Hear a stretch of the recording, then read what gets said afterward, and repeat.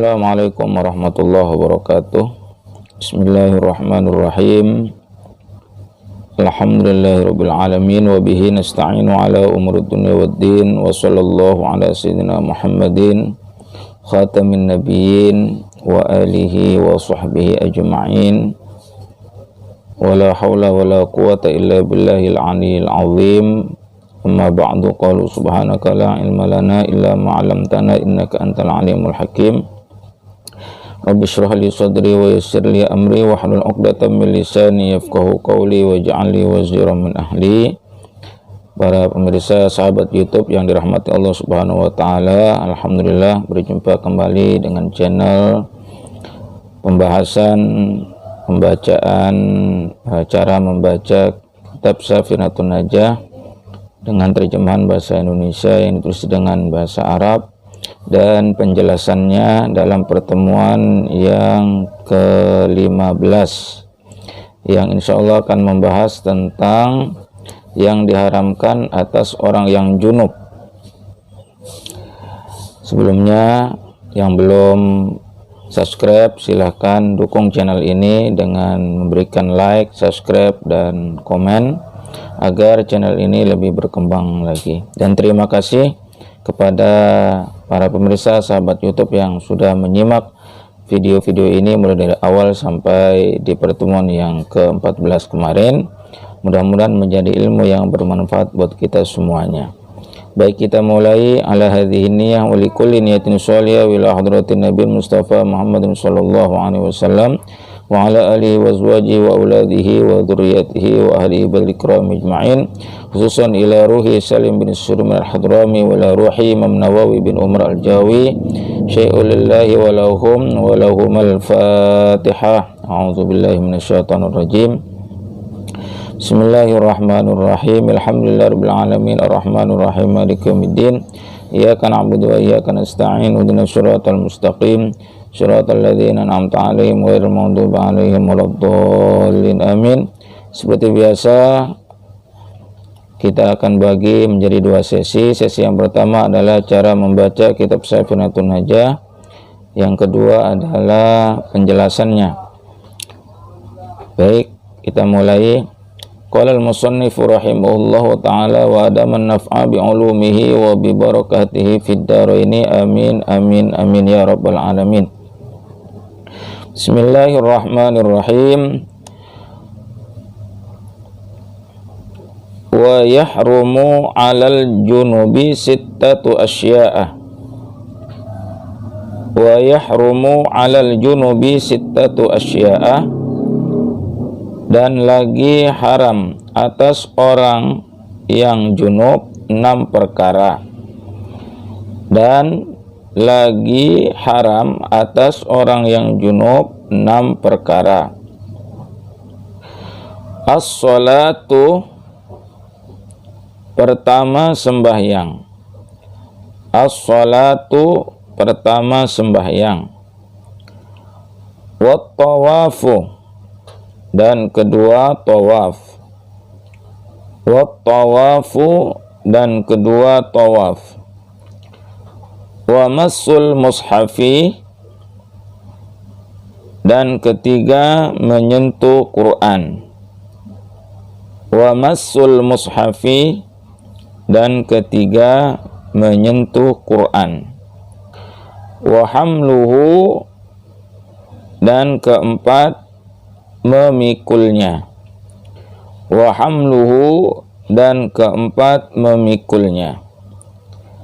Wal lubsu fil masjidi, dan kelima diam di dalam masjid. Wal lubsu fil masjidi, dan kelima diam di dalam masjid. Wa qiraatul qur'ani biqasdil qur'ani, dan keenam membaca Quran dengan qasdu baca Quran. Wa qiraatul qur'ani biqasdil qur'ani, dan keenam membaca Quran dengan qasdu baca Quran. Demikian para pemirsa sahabat YouTube yang dirahmati Allah Subhanahu wa taala, telah kita baca. Mudah-mudahan semakin lancar cara membaca kitab Safinatun Najah dengan terjemahan bahasa Indonesia yang ditulis dengan bahasa Arab bagi para pemula khususnya, dan juga pada kita semuanya pada umumnya. Amin amin ya rabbal alamin. Selanjutnya kita masuk kepada sesi yang kedua, yaitu pembahasan yang kita baca dalam kitab Kashifatus Sajah sebagai syarah daripada kitab Safinatun Najah ini. Mari kita ikuti ya, terus ikuti channel ini sampai dengan selesai sehingga kita mendapatkan penjelasan yang menyeluruh. Mudah-mudahan menjadi tambahan ilmu yang bermanfaat buat kita semuanya. Sekali lagi, yang belum subscribe, yang baru bergabung, silakan di subscribe terlebih dahulu, like dan komentar ya. Mudah-mudahan program ini kedepannya lebih baik lagi insyaallah.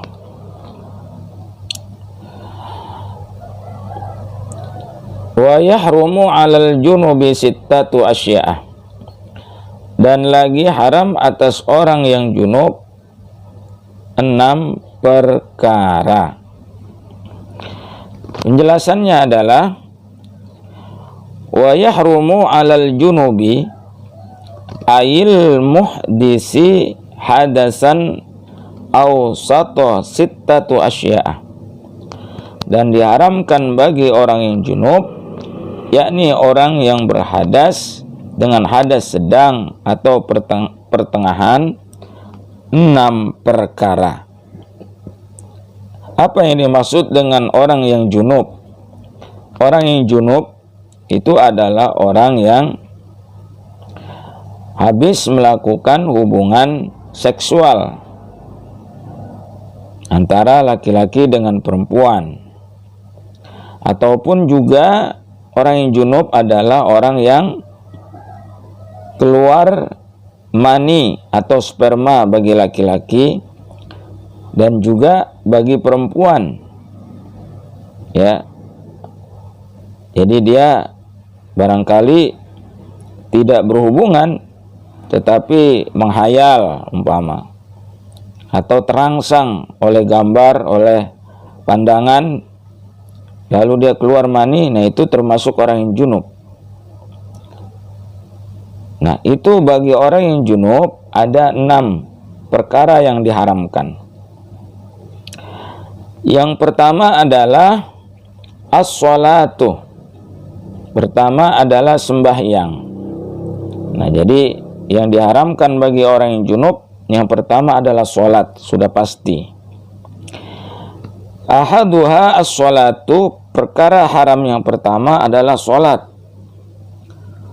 Lil hadisi la yaqbalullahu sholatan bi ghairi tuhurin wala shadaqatan min ghululin. Berdasarkan hadis baginda Rasulullah Muhammad SAW, Allah tidak akan menerima sholat dengan tanpa kondisi bersuci, dan tidak pula sedekah, atau tidak pula menerima sedekah dari sesuatu yang haram. Qala an-Nawawi amma idza lam yajidil junubu ma'an wala turaban. Telah berkata Imam An-Nawawi, adapun apabila orang yang junub tidak menemukan air dan tidak menemukan debu, fa innahu yusalli li hurmatil waqti ala hasabi halihi, maka sungguhnya ia mesti sholat untuk menghormati waktu dengan memperhitungkan kondisi dirinya. Wa yahrumu alaihi al-qira'atu kharij as-salati wa yahrumu alaihi an yaqra'a fi as-salati ma zada ala fatihatil kitab. namun diharamkan atasnya membaca ayat-ayat Al-Quran di luar sholat, dan diharamkan atasnya membaca di dalam sholat akan ayat-ayat Al-Quran yang melebihi Fatihatul Kitab atau suratul Fatihah. Maksudnya adalah orang yang junub, ya, yang tidak menemukan air, yang tidak menemukan debu, maka dia boleh sholatnya itu karena menghormati waktu. Sholat yang fardu saja ya, tapi sholat sunnah itu tidak boleh. Dan juga membaca Al-Quran itu tidak boleh bagi orang yang junub, yang tidak menemukan air ataupun tidak menemukan debu untuk tayamum. Ya, bahkan membaca ayat Al-Quran di dalam sholat itu hanya sekedarnya saja. Bacalah ayat Al-Quran, surah di dalam sholat itu yang pendek saja, yang tidak melebihi daripada suratul Fatihah panjangnya.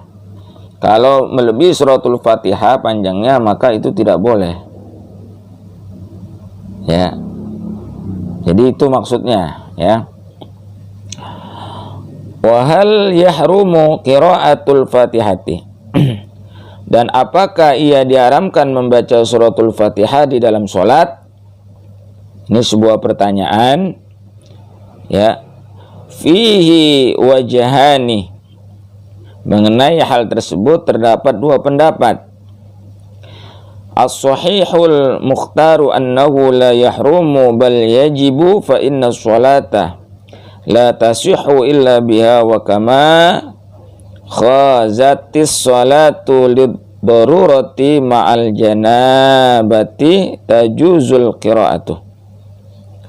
Pendapat sahih yang dipilih adalah sesungguhnya membaca suratul Fatihah tidak diharamkan, bahkan diwajibkan. Ini pendapat yang sahih, ya, bagi orang yang junub. Yang orang junub sholat karena menghormati waktu, dia tidak menemukan air untuk mandi hadas besar dan juga tidak menemukan debu untuk bertayamum, maka boleh dia membaca suratul Fatihah di dalam sholat. Fa inna sholata la tasihhu illa biha wa kama khazatis sholatu lid-darurati ma'al janabati tajuzul qira'atuh. Karena sungguhnya sholat tidak sah kecuali dengan membaca suratul Fatihah. Dan sebagaimana diperbolehkan sholat karena darurat disertai dengan kondisi junub, maka diperbolehkan pula membaca suratul Fatihah dalam kondisi junub. Jadi kalau sholatnya saja boleh dalam kondisi junub, dalam keadaan darurat, maka membaca suratul Fatihahnya juga boleh, karena juga dalam keadaan darurat. Ini pendapat yang pertama yang sahih, ya. Wasani la yajuzu bal ya'ti bil adhkari allati ya'ti bihal ajizul ladzi la yahfazu syai'an minal Qur'an. Dan pendapat yang kedua adalah tidak diperbolehkan. Nah, jadi pendapat yang kedua itu tidak memperbolehkan. Akan tetapi orang yang junub itu mesti membaca beberapa zikir yang dibaca orang yang lemah untuk membaca suratul Fatihah, yaitu orang yang tidak hafal satu ayat pun dari suratul Fatihah, seperti orang yang tidak hafal baca suratul Fatihah. Jadi orang yang baru masuk Islam barangkali belum hafal membaca suratul Fatihah, lalu dia sholat, maka dia boleh menggantinya dengan berzikir. Zikir yang dia tahu saja, zikirnya apa terserah. Ya, itu keringanan bagi orang yang tidak hafal suratul Fatihah. Nah, itu sama halnya seperti itu bagi orang yang junub, yang tidak yang sholatnya karena menghormati waktu. Lianna hadza ajizun syar'an fasara kal ajizi hissan. Karena sesungguhnya orang yang junub ini adalah orang yang lemah secara syariat, maka ia seperti orang yang tidak mampu secara indrawi. Was-shawabul awwalu, dan pendapat yang benar adalah yang pertama. Ya, was-shawabul awwal. Jadi yang paling benar itu adalah pendapat yang pertama tadi. Ya, yang di atas tadi, ya. Kemudian berikutnya adalah yang kedua, wat tawafu, dan kedua adalah tawaf. Nah, yang diharamkan yang kedua bagi orang yang junub itu adalah tawaf. Ya. Wasaniha at-tawafu, dan perkara haram yang kedua adalah tawaf. Ya.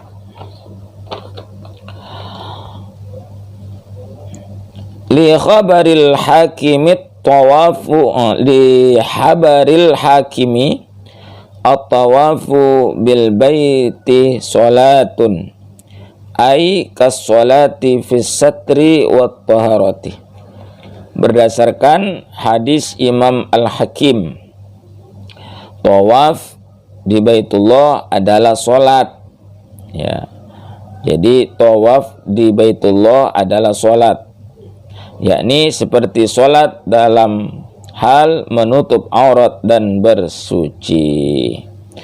Jadi sudah pasti kita sudah memahaminya bahwa untuk melaksanakan tawaf, yaitu mengelilingi Ka'bah sebanyak 7 kali putaran, ya, di Baitullah, di tengah-tengah Masjidil Haram, maka bagi orang yang junub itu haram hukumnya. Ya, dia harus bersesuci terlebih dahulu. Ya. Karena tawaf itu sama halnya dengan sholat dalam hal bersesuci dan juga menutup aurat. Itu menurut hadis yang diriwayatkan oleh Imam Al-Hakim. Kemudian yang berikutnya adalah wa massul mushafi, dan ketiga adalah menyentuh Quran.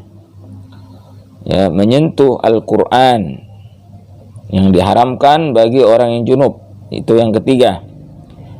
Wasa lisuha masul mushafi, dan perkara haram yang ketiga adalah memegang mushaf atau Al-Quran.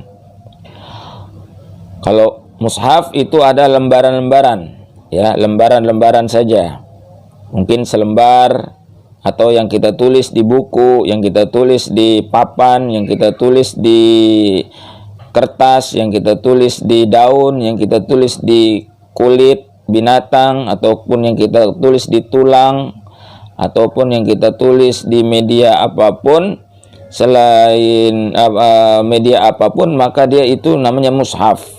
Nah, lembaran-lembaran itu pun itu bagi orang yang junub tidak boleh memegangnya atau menyentuhnya. Apalagi yang bentuknya adalah Al-Quran yang 30 juz.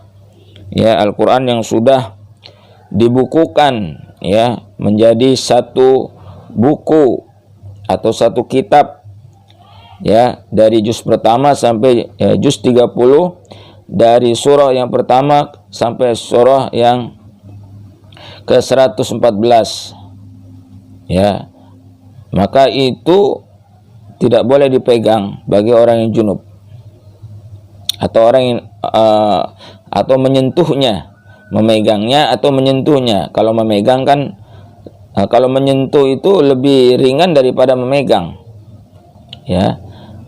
Menyentuh saja tidak boleh, apalagi memegang. Qala An-Nawawi idza katabal junubu awil muhdisu mushafan in kana yahmilul waraqata wa yamussuha 'alal kitabati fa huwa haramun. Telah berkata Imam An-Nawawi, apabila orang yang junub atau orang yang berhadas menulis mushaf, jika ia membawa kertas dan memegangnya di saat menulis, maka hal itu adalah haram. Wa illam yahmilha wa lam yamussuha fa fihi salasatu aujuhin. Namun jika ia tidak membawa kertas dan tidak memegangnya di saat menulis, maka dalam hal ini adalah 3 pendapat. As-sahihu jawazuhu, pendapat yang sahih, ya, pendapat yang sahih itu adalah diperbolehkan. Jadi kalau kita umpama mau menulis dalam keadaan junub, ya kita tidak boleh memegang kertasnya. Itu boleh. Pendapat yang pertama. Lalu pendapat yang kedua, wasani tahrimuhu, dan pendapat yang kedua adalah diharamkan, tetap haram walaupun tidak menyentuh. Wasalisu yajuzu lil muhdisi wa yahrumu 'alal junubi, dan pendapat yang ketiga adalah hal itu diperbolehkan bagi orang yang berhadas kecil, namun diharamkan bagi orang yang junub. Artinya bagi orang yang batal wudu itu masih boleh, tapi kalau orang yang junub itu tidak boleh, walaupun dia tidak menyentuh di dalam menulisnya. Nah itulah ya yang ketiga yang diharamkan bagi orang yang junub. Selanjutnya wa hamluhu, dan keempat yaitu memikulnya atau membawanya. Warabi'uha hamluhu, dan perkara haram yang keempat adalah membawa mushaf. Li'annahu a'zamu minal massi fahuwa haramun bil qiyasil awlawi. Karena sungguhnya membawa adalah lebih kuat dalam hal alasan tidak diperkenankannya dibandingkan memegang. Maka membawa mushaf diharamkan berdasarkan kaidah qiyas al-awlawi. Jadi kalau membawa juga tidak dibolehkan bagi orang yang sedang junub. Artinya membawa-bawa Al-Quran. Ya, jadi dia waktu junub dia bawa Al-Quran itu dari satu tempat ke tempat yang lain. Nah itu tidak boleh. Karena membawa itu lebih kuat ya daripada memegang. Nah tadi kan yang ringan itu menyentuh. Yang ringan saja menyentuh tidak boleh. Kemudian memegang lebih berat daripada menyentuh. Itu pun tidak boleh. Nah membawa apalagi, membawa itu lebih berat daripada memegang. Ya, maka dia diharamkan bagi orang yang junub. Dalam keadaan junub membawa-bawa Al-Quran. Ya, kalau membawa kan udah pasti dia menyentuh, memegang, dan udah pasti menyentuh dan memegang. Kalau dia membawa, nggak mungkin orang membawa itu tidak menyentuhnya. Ya, orang menyentuhnya saja nggak boleh, memegangnya saja nggak boleh, apalagi membawanya, kan logikanya seperti itu.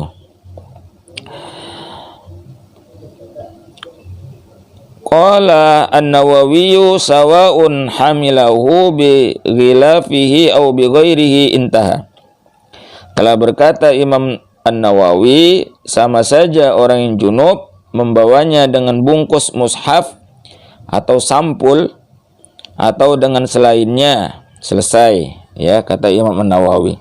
Jadi bagi orang yang junub sama saja, umpama dia membawa Quran itu ditaruh di tas umpama, ya, ditaruh di jinjingan atau di sampul, dibungkus. Walaupun dibungkus tetap itu tidak boleh atau diharamkan bagi orang yang junub, ya.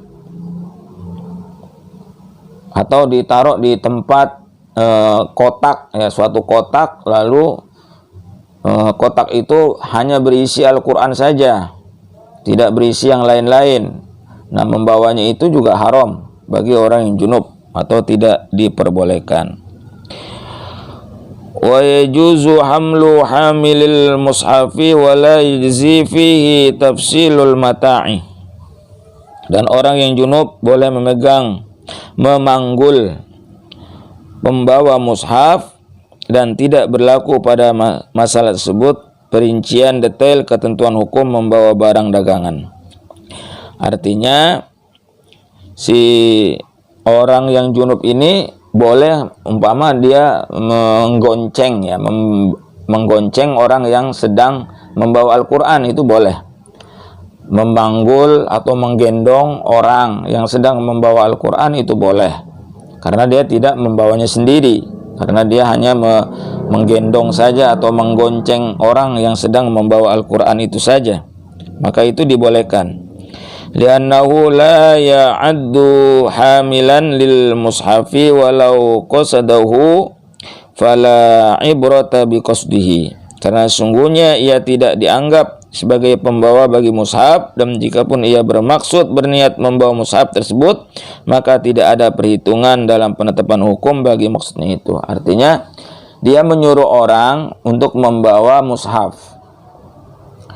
Orang yang tidak junub nih membawa mushaf, membawa Al-Quran, lalu dia menggendongnya orang itu, umpama, tolong bawain, nanti kamu saya gendong gitu, umpama, atau saya gonceng, atau saya panggul.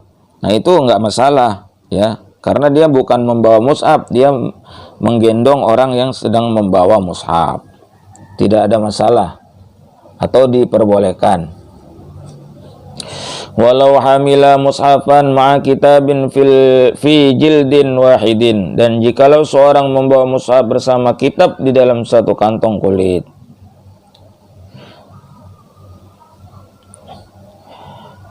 Fa hukmuhu hukmul mushafi ma'al mata'i fit tafsilil marri bin nisbati lil hamli, maka hukumnya adalah hukum membawa mushaf bersama barang dagangan di dalam perincian penjelasan detail yang telah berlalu dengan dikaitkan kepada hukum membawanya. Artinya sama seperti hukum-hukum hukum membawa mushaf yang sudah dijelaskan pada pertemuan yang ke-14 yang membahas tentang haramnya bagi orang yang batal wudu. Itu sama seperti itu penjelasannya kurang lebihnya. Amal mas'hu fayahrumu masul jildil musamiti lil mushafi duna ma'adahu. Adapun memegang, maka diharamkan memegang kulit yang membalut pada mushaf, bukan kulit yang selainnya. Ya, artinya memegang kulit mushaf, sampulnya, covernya, bungkusnya, itu juga sama, diharamkan bagi orang yang junub. Ya anna hurmatal masihuna ta'zimun lil mushafi fa haramu min wara'i hailin mubalaghatan fihi, karena sungguhnya mengharamkan pengharaman ya, karena sungguhnya pengharaman di sini ya dalam persoalan mushaf ini adalah sebagai bentuk pengagungan kepada mushaf, kepada Al-Quran, maka haram menyentuh dari balik penghalang atau kulit mushaf lantaran berupaya maksimal dalam pengagungan tersebut. Artinya memang niatnya adalah tidak lain untuk mengagungkan Al-Quran, untuk memuliakan Al-Quran, untuk menghormati Al-Quran. Tidak ada lain maksudnya daripada itu. Sehingga dengan kuatnya pengagungan itu, dengan kuatnya penghormatan itu, dengan kuatnya kita memuliakan Al-Quran itu, sampai-sampai kepada memegang bungkusnya saja bagi orang yang junub itu diharamkan. Wala yajibu man'u sabiyin mumayyizin walau junuban min hamlin mushafihi wa massihi li hajati ta'allumihi wa masyaqqati istimrarihi mutatahhiran. Dan tidak wajib mencegah bocah atau anak kecil yang berusia tamyiz. Berusia tamyiz itu artinya berusia yang sudah pintar, yang sudah mandiri, walaupun berkeadaan junub, dari membawa mushaf dan memegangnya karena keperluan mempelajarinya dan lantaran membuat sulit terus-menerusnya bocah itu dalam kondisi bersuci. Fa mahallu dzalika in kana lid-darasati, maka letak pembolehan hal itu adalah jika keadaannya untuk belajar. Artinya kalau orang yang sedang belajar, anak-anak kita yang sedang belajar di sekolah, di madrasah, itu kan tidak memungkinkan dia itu untuk bolak-balik bagi orang yang junub atau orang yang batal bagi orang yang junub atau yang batal wudunya untuk mondar-mandir ya, untuk berwudu, untuk mandi hadas besar. Maka dalam rangka belajar, bagi orang yang belajar, andaikan dia junub, andaikan dia berhadas, maka dia diperbolehkan untuk memegang Al-Quran, untuk membawa Al-Quran, untuk menyentuh Al-Quran, bagi orang yang belajar saja ya. Nah, jadi itu keringanan bagi orang yang sedang belajar ya. Qala Shibara Malisiyu bi khilafi tamkinihi minas salati wa tawafi aw nahwihima ma'al hadasi intaha. Telah berkata Syekh Shibara Malisi, berbeda halnya memberi keleluasan kepada anak kecil untuk sholat dan tawaf atau semacamnya disertai kondisi berhadas. Selesai. Artinya kalau untuk sholat, untuk tawaf ya, itu tidak ada toleransi bagi anak kecil yang sedang berhadas ataupun siapapun, itu tetap tidak dibolehkan ya, tidak ada toleransi kalau itu. Kalau ini toleransinya hanya sebatas sedang belajar saja ya, bagi anak kecil yang sedang berhadas ataupun pelajar, anak sekolah ya, yang sedang menuntut ilmu, yang sedang belajar, itu dibolehkan memegang Quran, membawanya, menyentuhnya walaupun dalam keadaan berhadas. Selain itu tidak ada. Seperti sholat itu tetap nggak ada dispensasi. Tawaf itu tidak ada dispensasi ya. Wa yahrumu tamkinu ghairil mumayyizi min nahwi mushafin walau ba'du ayatin lima fihi minal ihanati. Dan haram memberi keleluasan kepada anak bocah, anak kecil yang belum berusia tamyiz, dari seumpama mushaf, membawa atau memegangnya walaupun hanya satu bagian dari satu ayat, karena hal yang terdapat di dalam perbuatan tersebut berupa penghinaan kepada mushaf. Artinya bagi anak yang belum tamyiz, yang belum ngerti, itu jangan dikasih mushaf, jangan dikasih Al-Quran, jangan dikasih megang Al-Quran. Anak kecil yang baru usia 1 tahun, 2 tahun, 3 tahun, ya 4 tahun, umpama 5 tahun balita, ya itu yang belum ngerti, jangan dikasih megang mushaf, jangan dikasih megang Quran. Kenapa? Karena dia belum ngerti apa yang dia pegang itu, sehingga apa? Bisa saja dia Al-Quran itu atau mushaf itu dirobek-robek, diinjak-injak, didudukin, ya barangkali yang bisa jadi diompolin, diein dan lain sebagainya. Maka yang dosa bukan anak kecilnya, tetapi orang dewasanya yang membiarkan atau memberikan mushaf itu kepada anak kecil. Ya, jadi haram bagi anak kecil, nggak boleh. Maksudnya bagi anak kecil yang belum ngerti ya memegang mushaf, memegang Al-Quran, itu haram bagi dirinya diberikan mushaf ataupun dikasih megang mushaf atau dikasih megang Quran.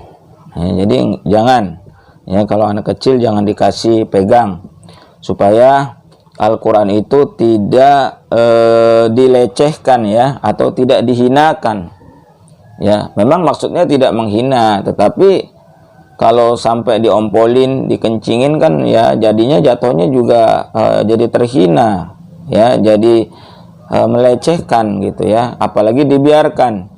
Jadi kalau ada anak kecil, umpama kita nggak memberikannya, dia ngambil sendiri, umpama ada Quran di atas meja lalu dia merangkak atau dia ambil tuh sama anak kecil tadi, lebih baik kita larang. Atau kita kasih tahu jangan diambil, jangan dipegang ya, atau kita ambil saja Qur'annya lalu kita taruh di tempat yang tidak bisa dijangkau oleh anak kecil itu ya, karena dia belum ngerti apa yang dia pegang. Takutnya Quran itu sekali lagi disobek-sobek, kemudian dicoret-coret, kemudian dikotorin dan lain sebagainya ya. Faidatun terdapat suatu faidah. Qala An-Nawawi fit tibyani la yamna'ul kafiru an sima'il Qur'an.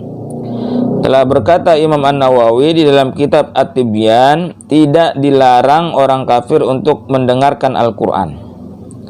Jadi orang kafir boleh mendengarkan Al-Quran atau mendengarkan bacaan Al-Quran. Liqaulihi azza wa jalla wa in ahadun minal musyrikina istajaraka fa ajirhu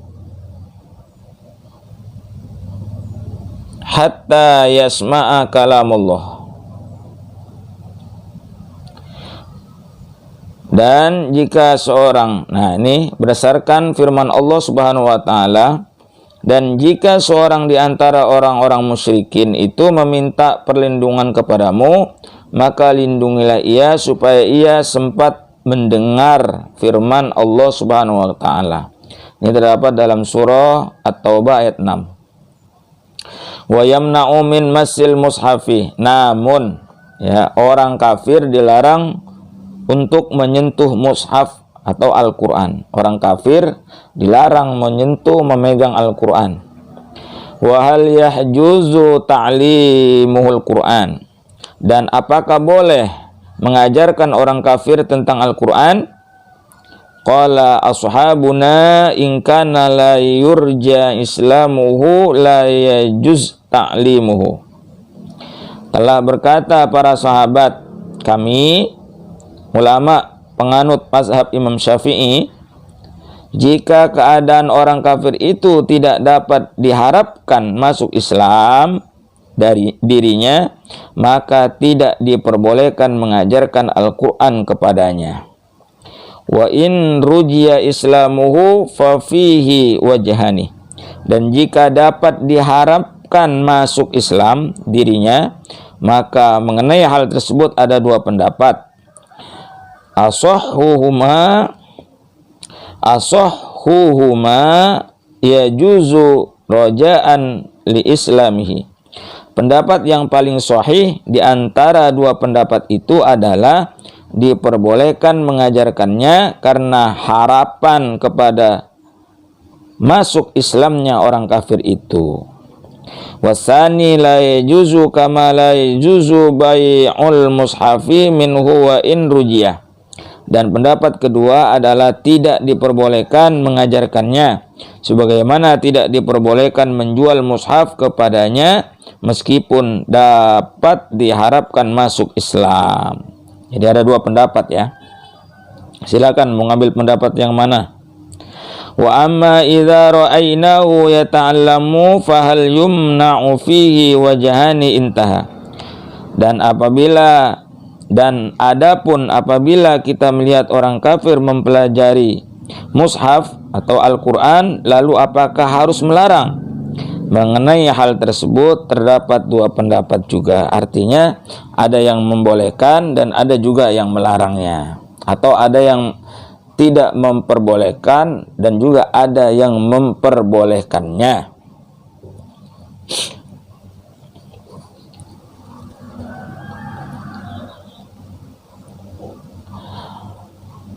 Selanjutnya, wal lubsu fil masjidi, dan kelima, diam di dalam masjid. Nah, yang diharamkan yang kelima adalah diam di dalam masjid. Wa khamisuha al-lubsu, dan perkara yang kelima yang diharamkan bagi orang yang junub adalah berdiam diri.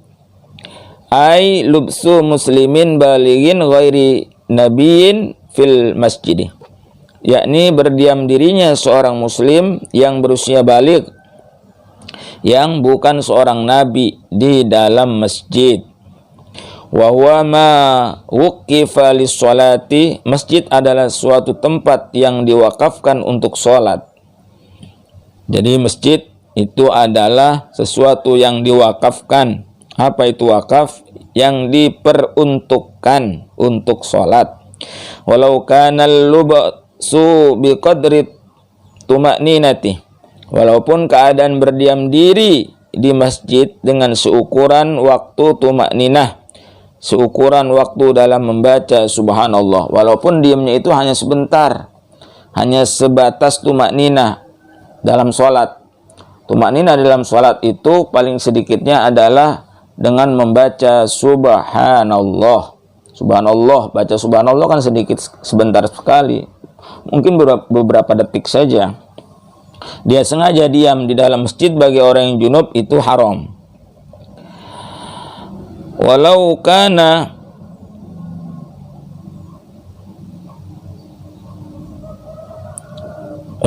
la uburuhu wa huwa ad-dukhulu min babin wal khuruju min akhirah. Tidak haram melintas masjid, yaitu masuk dari satu pintu dan keluar dari pintu yang lain.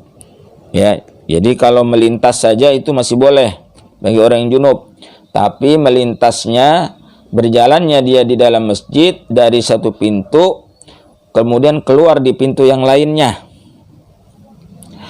Bi khilafi ma idza lam yakun lahu illa babun wahidun fayumtana'ud dukhuluh. Berbeda halnya perkara yang apabila masjid itu hanya memiliki satu pintu saja, maka dilarang, haram memasukinya. Artinya kalau cuma punya satu pintu masjidnya, kan dia nanti mundar-mandir jatuhnya. Masuk dari pintu itu, keluar dari pintu itu nggak boleh ya bagi orang yang junub. Wa amma taraddudu fa innahu haramun kal muqsih. Adapun berlalu lalang di dalam masjid, maka sungguhnya hal itu diharamkan sama seperti berdiam diri di dalam masjid. Artinya orang yang berlalu lalang, orang yang junub ya, berlalu lalang di dalam masjid, mundar-mandir lah bahasanya di dalam masjid, bukan dia melintas atau berjalan dari satu pintu keluar dari pintu yang lain, bukan, tetapi dia mundar-mandir, maka itu haram baginya. Ya, itu tidak boleh. Qala ta'ala la taqrabus sholata wa antum sukara hatta ta'lamu ma taquluna wala junuban illa 'abiri sabilin hatta taghtasilu. Allah Ta'ala berfirman, janganlah kamu sholat sedang kamu dalam keadaan mabuk sehingga kamu mengerti apa yang kamu ucapkan. Jangan pula hampiri masjid sedang kamu dalam keadaan junub, terkecuali sekedar berlalu saja hingga kamu mandi. Tuh dalilnya yang membolehkan kita hanya sekedar melintas ya, dari masuk dari satu pintu keluar dari pintu yang lain, itu hanya sekali saja ya lewat, maka itu dibolehkan. Nah, ini dalilnya. Tapi kalau dia mundar-mandir itu enggak boleh. Dalam surah An-Nisa ayat 43. Aila taqrabu maudhi'as sholata hala kaunikum sukara wala fi hali kaunikum junuban. Maksudnya adalah janganlah kalian mendekati tempat sholat di saat keadaan kalian sedang mabuk, dan jangan pula di saat keadaan kalian sedang junub. Naam yajuzu lubsuhu fihi lidaruratin. Ya, diperbolehkan berdiam dirinya orang junub di dalam masjid karena keadaan darurat. Ka'annama fihi fahtalama wa ta'adzara khurujuhu li khawfi min asasin wa nahwihi. Seperti seorang yang tertidur di dalam masjid lalu ia mimpi mengeluarkan air mani, namun terkendala keluarnya dari masjid karena takut kepada petugas patroli dan semacamnya. Walau jama'a zaujatahu fihi wa huma marrani lam yahrum. Dan seandainya seorang bersetubuh dengan istrinya di dalam masjid dan keduanya segera berlalu, maka tidak diharamkan melewati masjid itu. Amma law makasa fihi li'udrin fa innahu yumtani'u mujama'atuha hina idzin. Adapun jika keduanya berdiam diri di dalam masjid karena ada kendala, maka sungguhnya terlarang ia menyetubuhi istrinya di saat seperti itu. wa minal masjidi suthuhu wa rahbatuhu wa rawshanuhu wa jidaruhu wa sirdabun tahta ardihi. Dan termasuk masjid adalah terasnya, pekarangannya, jendelanya, atapnya, dindingnya, dan terowongan di bawah tanah masjid. Itu yang dimaksud dengan masjid. Wa kharaja bil masjidi musallil aidi wal madarisu wa hiyal mawadi'u allati yudarrisu fiha asy-syaikhu ma'at talabati. Dan keluar dari batasan masjid, yaitu tempat sholat hari raya, artinya di jalan raya, ya, di jalan raya itu di depan masjid kan ada jalan. Nah itu boleh, itu bukan termasuk masjid. Umpama di depan masjid, di samping masjid ada lapangan, maka itu bukan termasuk masjid. Dan sekolah-sekolah atau madrasah, ya, madrasah, sekolah-sekolah yang ada di samping-samping masjid. Kan masjid kadang-kadang ada ruangan-ruangan untuk sekolah, ya, untuk TPA, untuk belajar, aula. Nah itu bukan termasuk, ya, yaitu suatu tempat yang memberi pelajaran di sana guru terhadap para muridnya. Artinya tempat-tempat sekolahan lah, tempat belajar, ya. Di dalam di masjid itu ada ruangan, umpama ruangan, bukan ruangan, ya, artinya masjid itu bangunannya itu selain dari masjid itu ada bangunan-bangunan lain, seperti yang mana? Seperti asrama, ya, seperti asrama, seperti penginapan, seperti aula, seperti pendopo umpama, atau seperti kantor, ya, kantor, kemudian seperti tempat belajar, ya. Nah itu keluar dari yang dinamakan masjid, ya. Tadi masjid itu adalah lantainya, terasnya, kemudian halamannya itu masih termasuk, ya, kemudian pintunya, jendelanya, atapnya, ya, itu semuanya termasuk masjid, ya. Nah itu. Wa amman nabiyyu fayahillu maksuhu bil masjidi junuban wa huwa min khasaisihi sallallahu alaihi wasallam. Adapun Nabi sallallahu alaihi wasallam, wa amman nabiyyu sallallahu alaihi wasallam, maka halal boleh berdiam dirinya beliau di masjid dalam keadaan junub. Dan hal itu termasuk di antara berbagai keistimewaan beliau sallallahu alaihi wasallam. Jadi kalau untuk Nabi kita Muhammad sallallahu alaihi wasallam, kan beliau rumahnya itu memang berdampingan dengan masjid. Ya, beliau selalu keluar masuk dari masjid barangkali, ataupun beliau selalu berada dalam masjid. Bagi beliau walaupun dalam keadaan junub itu boleh, ya, khusus bagi beliau, ya, karena beliau nabi, ya, utusan Allah, nabi dan rasul, punya keistimewaan. Nah, salah satu keistimewaannya itu, ya, beda dengan manusia biasa. Li'anna tiyajahu lil masjidi aksaru nasyris sunnati fajuwiza lahu dzalik. Karena sungguhnya kebutuhan beliau untuk berada di masjid lebih banyak demi penyebaran sunnah atau risalah Islam. Karena itu diperbolehkan bagi beliau hal tersebut. Sebab kalau Nabi itu kan, Nabi kita Muhammad SAW, karena beliau berdakwahnya di dalam masjid, mengatur strategi juga di dalam masjid, berdialog di dalam masjid, bermusyawarah di dalam masjid, membicarakan masalah agama, ya, masalah keumatan itu juga di dalam masjid, memberikan pelajaran kepada para sahabat di dalam masjid. Jadi keperluan beliau di dalam masjid itu lebih banyak, ya. Sehingga itulah alasannya kenapa diantaranya beliau itu Nabi kita Muhammad SAW itu dibolehkan berdiam atau berada di dalam masjid walau dalam keadaan berjunub.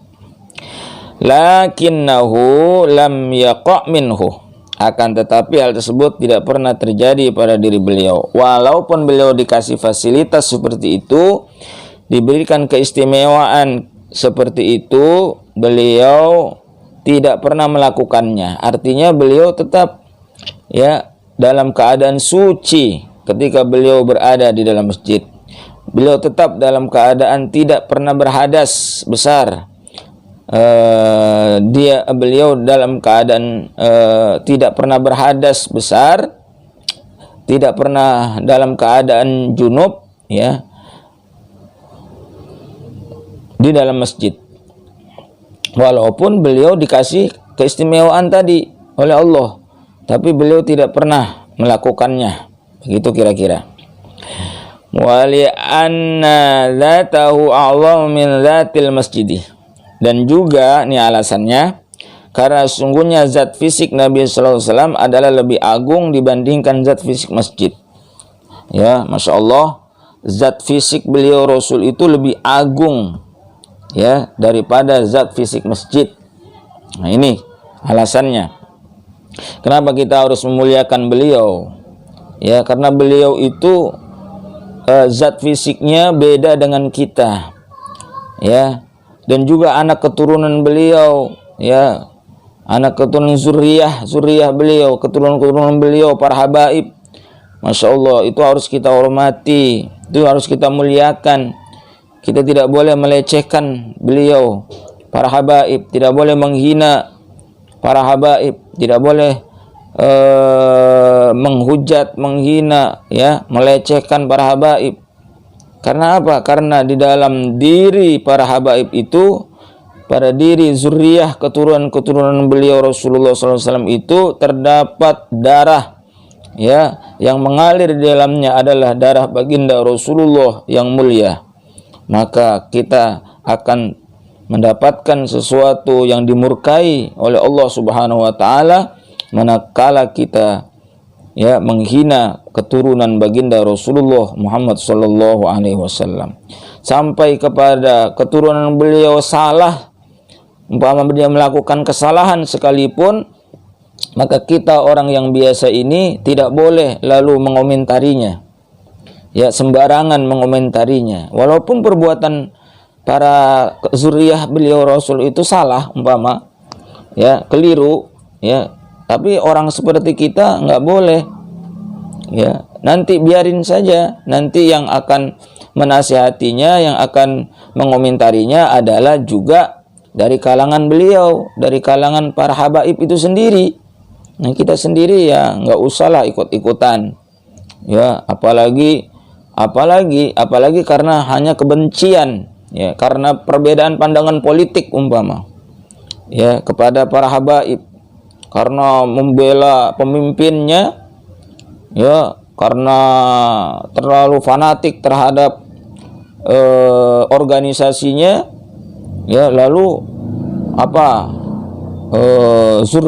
zuriyah Rasulullah, para habaib itu dihina umpama. Nauzubillah summa nauzubillah. Maka orang yang seperti itu ya barangkali kalau beliau Rasul masih hidup, ya, beliau akan sangat marah, kecewa kepada orang-orang yang seperti itu, kepada umatnya yang seperti itu. Ya, makanya mari kita hormati ya keturunan beliau, karena apa? Beliau Rasulullah itu zatnya ya itu lebih mulia ya daripada bangunan masjid itu sendiri.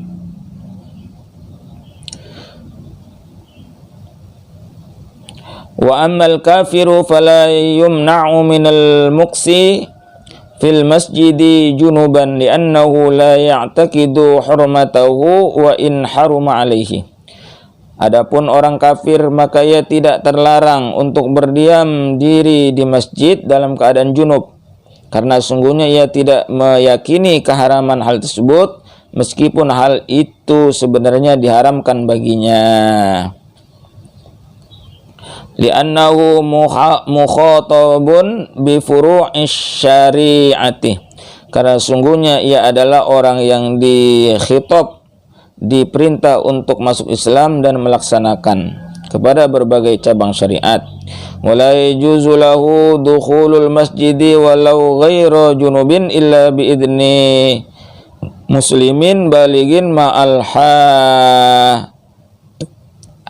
hajati. Dan tidak diperbolehkan bagi orang kafir memasuki masjid walaupun tidak berkondisi junub, kecuali dengan seizin orang muslim yang baligh disertai dengan ada keperluan penting. Jadi kalau orang kafir itu harus minta izin dulu kepada orang Islam yang ada di situ, kepada pengurus masjid, ya, yang baligh, ya, yang besar, ya, yang dewasa, ya, minta izin dulu kepada pengurus, kepada para jamaah masjid, ya. Nah, kalau umpama diizinkan, baru dia boleh masuk ke dalam masjid. Tapi bolehnya masuk ke dalam masjid itu harus ada alasan yang menunjang, yang menguatkan. Alasannya apa? Keperluannya apa? Kepentingannya apa? Ada kepentingannya atau tidak? Kalau hanya sekedar duduk-duduk, maka itu tidak penting, ya. Bagi orang kafir, maka itu tidak. Walaupun diizinkan, kalau dia tidak ada kepentingan apapun, tidak mendesak, ya, maka itu haram, ya, tidak boleh. Dan yang mengizinkannya itu dosa, ya, nggak boleh, ya, bagi orang kafir sembarangan masuk ke dalam masjid tanpa seizin orang-orang Islam. Wa minha julusul qadi awil mufti fihi aw ummarati. Dan diantaranya termasuk diperbolehkan berdiam di masjid dalam keadaan junub lantaran kepentingan mendesak, ya, adalah duduknya seorang qadi. Qadi itu adalah pemberi putusan hakim, orang yang memberikan putusan, ya, seorang hakim atau pemberi fatwa, ya, di dalam masjid atau para pemakmur masjid. Nah, atau para pemakmur masjid, ya. Pemakmur masjid ini diantaranya adalah, ya, merbot, ya, tukang azan, yang tukang bersih-bersih di masjid, ya, orang-orang yang ngurusin masjid lah. Nah, ini dalam keadaan darurat itu diperbolehkan dia masuk atau berdiam di dalam masjid, ya. Tapi dalam keadaan darurat saja, artinya yang perlu-perlu saja, ya, bagi para pemakmur masjid, ya, muktamirin, ya, orang-orang yang muktamirin, pemakmur masjid itu boleh, ya, berdiam di dalam masjid dalam keadaan junub, ya, dalam keadaan kepentingan yang mendesak, ya, kepentingan yang mendesak atau dalam keadaan darurat. Selanjutnya adalah yang keenam, wa qiraatul qur'ani bi qasdil qur'ani, dan keenam membaca Quran dengan qasdu baca Quran atau dengan maksud baca Quran.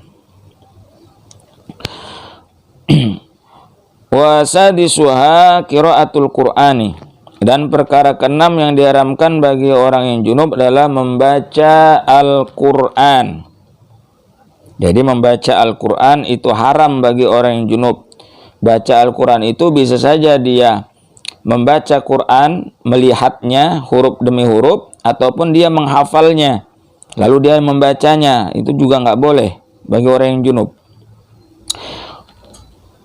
Wa syurita fi hurmatiha sab'atu syurutin, dan disyaratkan dalam pengharamannya itu ada 7 syarat. Ada 7 syarat nih pengharamannya. Kenapa orang baca Quran itu diharamkan? Itu ada 7 syarat. Maksudnya salah satu dari syarat itu apabila ada maka haram. Al-awwalu kaunul qiraati bil lafzi wa mithluhu isyaratal akhrasil mufahimati. Pertama adalah keadaan membacanya dengan melafalkan dan semisal dengan ketentuan isyarat bagi orang yang bisu yang dapat memberi pemahaman terhadap kandungan Al-Qur'an. Artinya bagi orang yang normal itu dilafalkan, ya, bersuara, dibaca. Nah, itu haram bagi orang yang membaca seperti itu. Atau bagi orang yang bisu, yang gagu, dengan suatu isyarat sehingga orang lain bisa memahami ya akan bacaan daripada orang yang bisu dan orang yang gagu tadi, maka itu juga tidak boleh ya. Jadi ketentuannya itu kenapa diharamkan bagi orang membaca Al-Quran. Wasani kaunul qari'i musmi'an biha nafsahu. Syarat yang kedua, keadaan pembaca memperdengarkan akan ucapannya itu kepada dirinya sendiri. Artinya bacaannya itu kedengeran oleh dirinya sendiri. Nah, itu udah haram tuh. Apalagi sampai kedengaran kepada orang lain. As-salisu kaunuhu musliman. Syarat yang ketiga, keadaan si pembaca beragama Islam. Udah pasti ya, beragama Islam ya haram hukumnya membaca Al-Quran dalam keadaan junub. Ar-rabi'u kaunuhu mukallafan fa kharaja as-sabiyyu wal jununu. Yang keempat syaratnya adalah keadaan si pembaca berstatus mukallaf. Ya, mukallaf itu artinya orang yang sudah akil baligh, maka tidak termasuk ya dalam ketentuan itu anak kecil dan orang gila. Mukallaf yang sudah berakal ya, yang sudah berakal ya, yang berakal, dan ketentuan ini tidak berlaku bagi anak kecil. Nah, kalau anak kecil nggak berlaku lah, artinya yang belum mukallaf. Yang belum mukallaf ataupun orang gila ya, orang gila, orang yang kurang waras ya, yang kurang waras, yang gila itu baca Quran umpama, yaitu dia ya namanya orang gila, namanya orang enggak waras ya, maka dia tidak haram ya membaca dalam keadaan junub ya, karena dia tidak terkena beban hukum ya, orang yang seperti itu. Al-khamisu kaunu ma ata bihi Qur'anan haitsu qala qiraatul Qur'an. Kelima, adanya suatu yang dibaca olehnya berupa Al-Quran sekiranya seorang berkata itu bacaan Al-Quran. Artinya yang memang dibaca itu bacaan Al-Quran, bukan hadis ya. Dan orang lain juga tahu kalau itu bacaan Quran. Nah, itu syaratnya yang kelima. Wasadisu al-qasdu lil qiraati wahdaha aw ma'al dzikri awil qasdu liwahidin la bi'ainihi. Syarat yang keenam yaitu menyengaja untuk membaca Al-Quran saja atau disertai dengan niat berzikir untuk menyengaja kepada salah satu tanpa menentukannya antara membaca Al-Quran atau berzikir.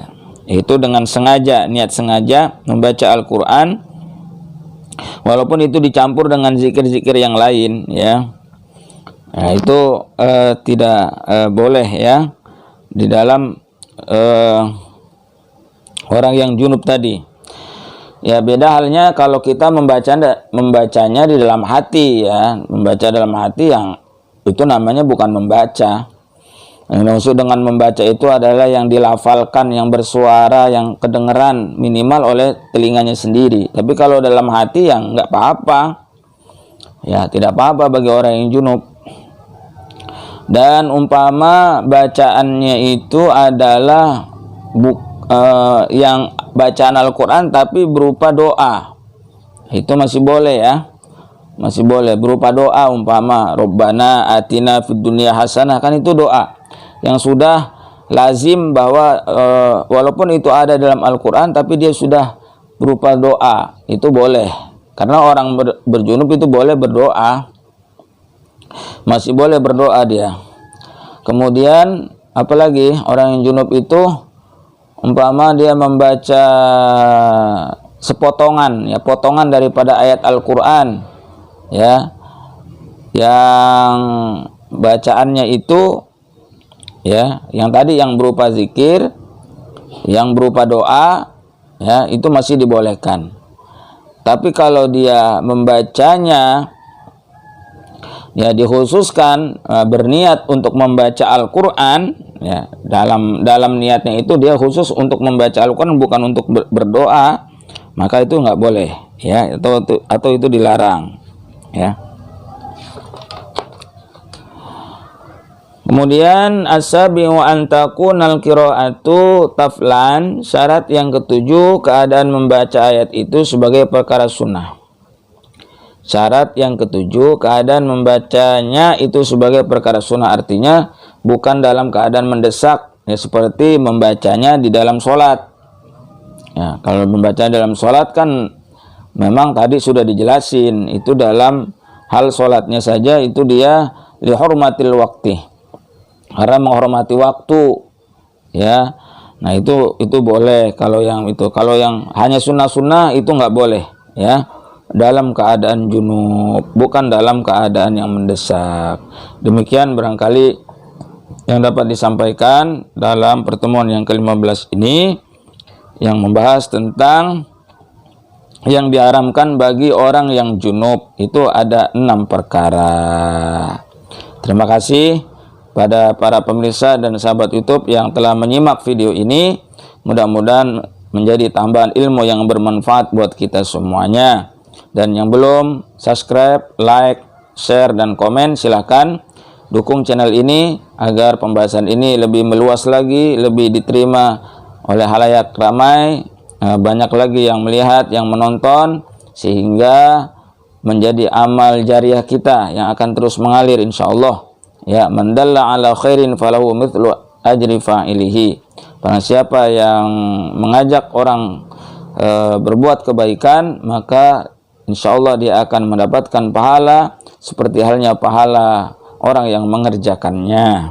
Ya, silakan dukung channel ini. Terima kasih atas dukungannya. Mohon maaf apabila ada kehilafan dan kekurangan, kebodohan dan kedhaifan, kelemahan bagi al-fakir. Kesempurnaan hanya milik Allah Subhanahu wa taala. Wallahu a'lam bishawab. Ihdinas siratal mustaqim, wallahul muwaffiq ila aqwamit thoriq. Wassalamualaikum warahmatullahi wabarakatuh.